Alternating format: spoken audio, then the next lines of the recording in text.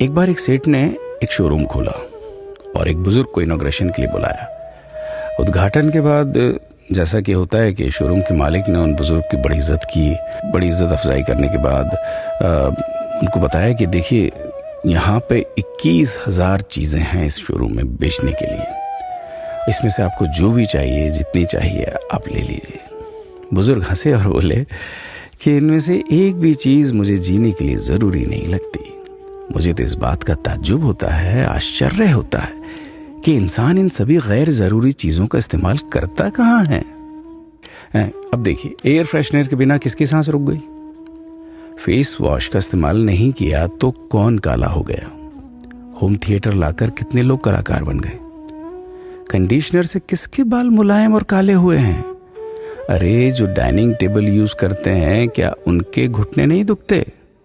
थोड़ा दिमाग पर जोर डालकर याद कीजिए कि हैंड वॉश के बिना आपके किस दादा के पेट में कीड़े हो गए थे।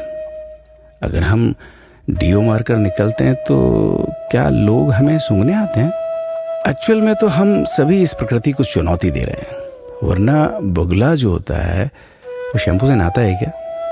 मोर अपने रंगों को संवारने या बचाने के लिए कौन सा कंडीशनर या फेस वॉश इस्तेमाल करता है? कभी किसी बिल्ली को मोतियाबिंद होता देखा है? किसी खरगोश के बाल कभी गिरते हुए या सफेद होते हुए देखे हैं?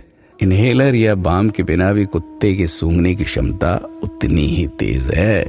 मधुमक्खी का शुगर लेवल बिना दवाई के भी कंट्रोल में ही है। अलार्म के बिना भी मुर्गा रोज उठकर बांग देता है। दरअसल इंसान पैसा खर्च करके दुखी होने की चीजें खुद ही खरीदता रहता है। नेट बंद तो दुखी, लाइट जाए तो दुखी, मोबाइल का चार्जर खराब तो दुखी, केबल टीवी कट जाए तो दुखी, मच्छर मारने की दवाई ना मिले तो दुखी, महिलाओं को मेकअप ना मिले तो दुखी, मैचिंग कपड़े नहीं मिले तो दुखी। आजकल इंसान 10 मिनट में 20 तरह से दुखी और परेशान रहता है।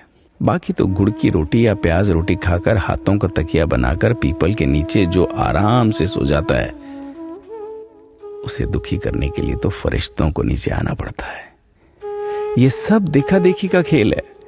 सच तो यह है कि सुखी रहने के लिए बहुत कम खर्चा होता है, लेकिन दूसरों को दिखाने में कि मैं कितना सुखी हूं, इसी में बहुत ज्यादा खर्चा होता है। जैसे जैसे सुविधाएं बढ़ रही हैं, दुखी होने के रास्ते भी खुलते जा रहे हैं।